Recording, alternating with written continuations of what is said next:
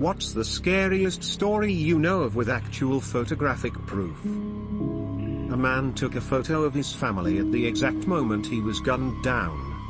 This happened on New Year's Eve of 2011, and it was very tragic. Not sure if you can consider this scary, but to me, it was and still is.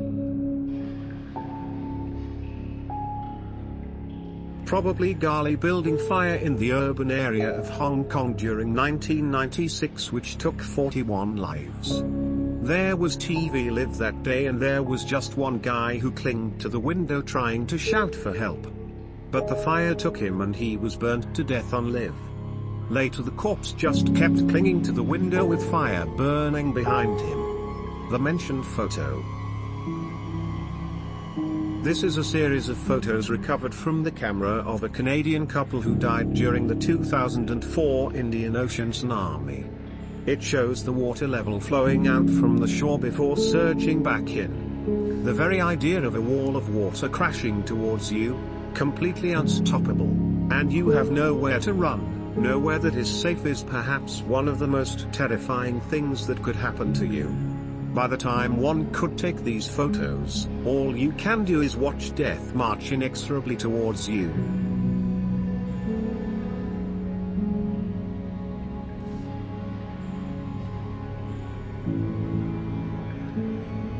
I was on Koh Phi Phi when the tsunami made landfall.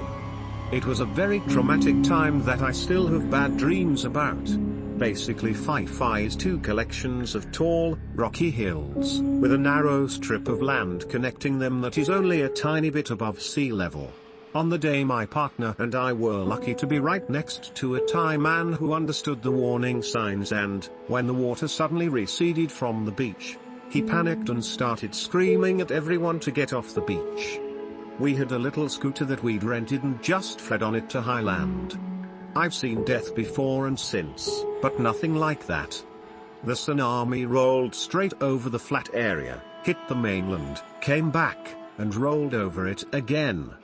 We had an excellent view of watching more than 5,000 people die. The survivor guilt is horrible.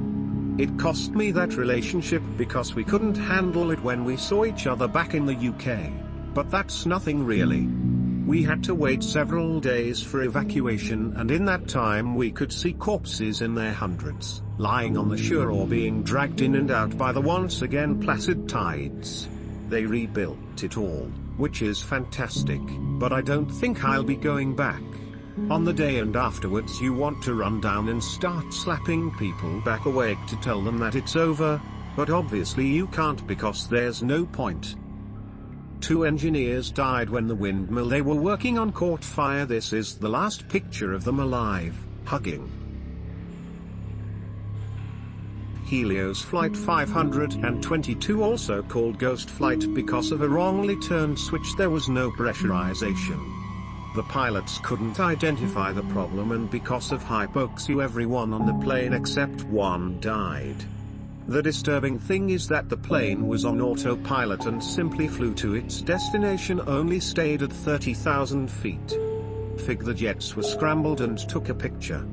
They reported seeing everyone livelessly, but after 2 hours saw one person entering the cockpit, which was a crew member. He tried getting the plane to descend, but after 3 minutes after he entered the cockpit the left engine spun out because of fuel starvation. 7 minutes after that the right engine.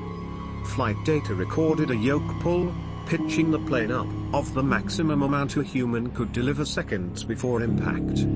The picture taken by the fighter pilots still give the chills. The scuba diving death of newlywed Tina Watson. This is the photo. Warning, dead body pictured, and this is an earlier comment thread of mine explaining the circumstances.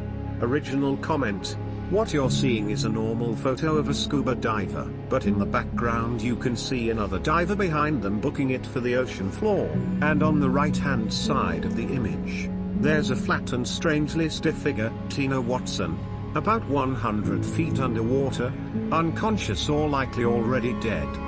Tina was visiting Australia on her honeymoon with her new husband Gabe Watson, also a diver, who convinced her to get certified despite Tina being very nervous and uncomfortable underwater. During an open ocean dive that was far too advanced for her limited experience, Tina experienced an equipment malfunction and drowned. Her husband Gabe is, at best, an arrogant, incompetent, lying piece of shit who exaggerated his abilities as a certified rescue diver and was unable to save his wife when she began exhibiting signs of distress. At worst, he's a cold-blooded murderer who deliberately shut off her air supply until she passed out and then allowed her to drown. He gave 16 differing accounts of the incident, which occurred shortly after he requested that Tina make him her sole life insurance beneficiary. On the advice of her father, Tina didn't change her policy, but she told Gabe that she had. After being charged with Tina's murder, Gabe pleaded guilty to manslaughter and was sentenced to 4.5 years in prison. His sentence was suspended after only 18 months. He is now back in Alabama. Whatever you believe happened beneath the surface, the photograph is chilling. Late to the party, but I was fascinated and later bothered with the concept of dead bodies being markers on Mount Everest. Some bodies have been there for decades and it's more dangerous to try to bring someone to the camp, so they're just left there to die.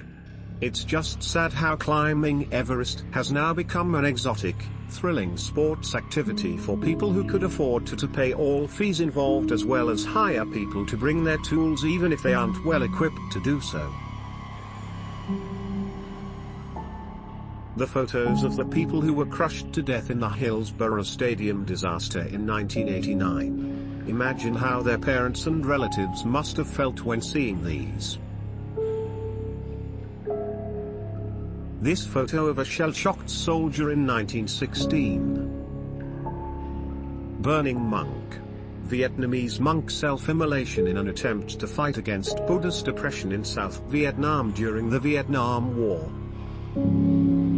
Can't remember the exact details, but there was a teenager called Masha who went to go pee in, I think it was Ukrainian catacombs in Odessa. Her and her friends were drinking at the entrance. Either was she turned around, took a wrong turn in complete darkness and ended up going deeper in pitch black. She died of dehydration crawling in absolute darkness. 3 days later they didn't find her until 2 years later. Here's an article. I went to stay in a haunted house with my girlfriend in early 2020, not a cheesy tourist trap, but a house my mother and her family had stayed at in the 60s and experienced all sorts of horrible things. It was available as an entire rental, with nothing listed on the description about it being haunted. Turns out a farmer had killed his wife there in the 1700s, then hanged himself. We were both skeptics, but a few peculiar things happened in the 2 nights we were there that made us glad to leave. Months later we were looking at the pictures of the house we took when we arrived. Middle of nowhere and obviously nobody home as we just got there, and realized that, between 2 photos taken within the same minute, a silhouette clearly appeared in one of the windows. Absolutely chilled us to the bone. First pick. Second pick. This one is creepy but wholesome. I like the story where an old woman has her photo taken, and right behind her is a man that was not there when the photo was taken. What is wholesome about this story is that the old woman says that the man in the picture is her husband who deceased 13 years ago, still watching over her after all this time. The Tunguska event. It was a 12-megaton explosion that occurred near the Podkamennaya Tunguska River in Russia, on the morning of June 30, 1908.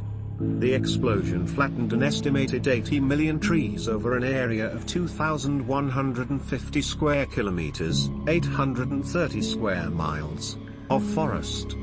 It was caused by the atmospheric explosion of a stony meteoroid about 50 to 60 meters, 160 to 200 feet, in size.